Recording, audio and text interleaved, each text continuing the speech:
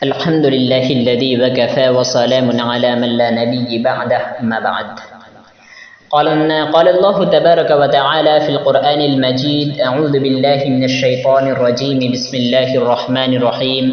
وإذ قلنا للملائكة اسجدوا لآدم فسجدوا إلا إبليس. پچھلے درس میں آدم علیہ السلام کے قصے کے متعلق ایک نصیحت اور ایک درس جو ہمیں حاصل ہوتی ہے وہ یہ ہے کہ انسان کو کبھی بھی حسد اور تکبر نہیں کرنا چاہیے. اور دوسری نصیحت جو ہمیں حاصل ہوتی ہے وہ یہ ہے کہ اللہ تبارک و تعالیٰ کے حکم آ جانے کے بعد مومن کو چاہیے کہ اللہ کے حکم کے سامنے، اللہ کے امر کے سامنے اپنے سر تسلیم خم کر دے.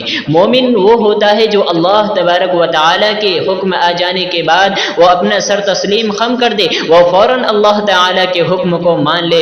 مومن کے اوپر واجب ہے کہ جب کسی حکم کی حکمت اس سے پوشیدہ رہ جائے تو وہ اللہ تعالیٰ کے حکم کے سامنے سر تسلیم کر دے، اس کے احکام کی تعظیم کرے. اللہ تبارک و تعالی جب کوئی حکم کرے تو اس میں خود سے حکمت تلاش نہ کرے، اس میں اس کی جانچ پڑتال نہ کرے، اس میں بغیر چوں چرا کیے ہوئے فوراً اللہ تبارک و تعالی کے سامنے سر تسلیم خم کر دے. جیسا کہ اللہ تبارک و تعالی نے جب فرشتوں کو حکم دیا کہ وہ آدم علیہ السلام کا سجدہ کرے تو فرشتوں نے بغیر چوں چرا کیے ہوئے، بغیر اس میں کسی طرح کا اعتراض کرتے ہوئے فوراً انہوں نے سجدہ کیا. اللہ تعالی فرماتا ہے وَإِذْ قُلْنَا لِلْمَلَائِكَةِ اسْجُدُوا لِآدَمَ فَسَجَدُوا.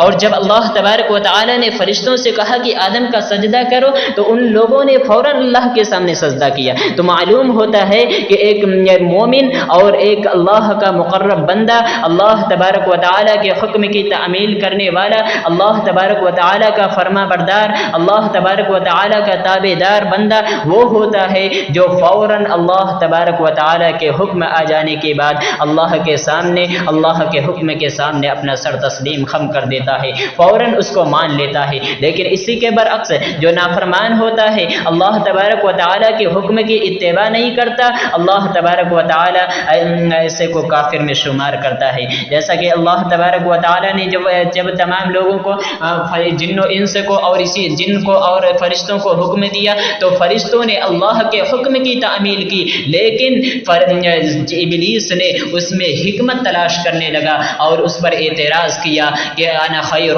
منہ خلقتنی من نار وخلقتہ من طین، کہ ہم نے اللہ تبارک و تعالی کہ میں ان آدم سے بہتر ہوں کہ تو نے مجھے آگ سے، آدم کو مٹی سے پیدا کیا. اس نے اس پر یہ اعتراض کیا اور اللہ کے حکم کے سامنے اللہ کی نافرمانی کی، اس نے اللہ کی تعظیم نہیں کی، اللہ کی تکریم کو نہیں کی اور اللہ کے حکم کی نافرمانی کی. لہذا اللہ تبارک و تعالی نے اسے مردود کر دیا، اسے ملعون کر دیا، جنت سے نکال دیا. تو معلوم یہ ہوتا ہے آدم علیہ السلام کے اس قصے سے، اس واقعے سے ہمیں معلوم ہوتا ہے کہ جب اللہ کا کوئی فرمان آ جائے، اللہ کا حکم آ جائے تو ہم اس میں حکمت تلاش نہ کریں، اس پر کسی طرح کا اعتراض نہ کریں، اس پر کسی طرح کا ہم چمچرا نہ کریں، بغیر کسی بات کی، بغیر کسی اعتراض کیے ہوئے، بغیر اس پر کسی طرح کا نکتہ چینی کیے ہوئے ہم فوراً اس کو تسلیم کر لیں. یہی ایک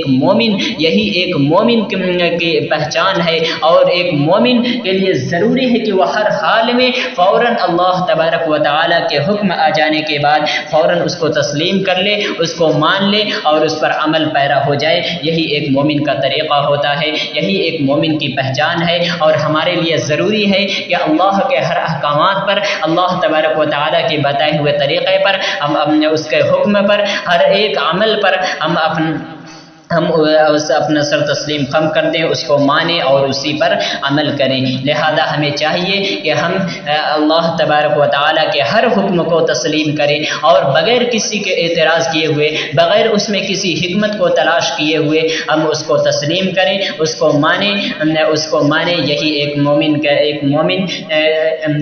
مومن کی پہچان ہے، اس کی علامت ہے. اللہ تبارک و تعالیٰ سے دعا ہے کہ الہ العالمین ہم تمام مسلمانوں کو اللہ تبارک و تعالی کے ہر حکم کی تعمیل کرنے کی توفیق عطا فرما. آمین. وما علینا الا البلاغ المبین.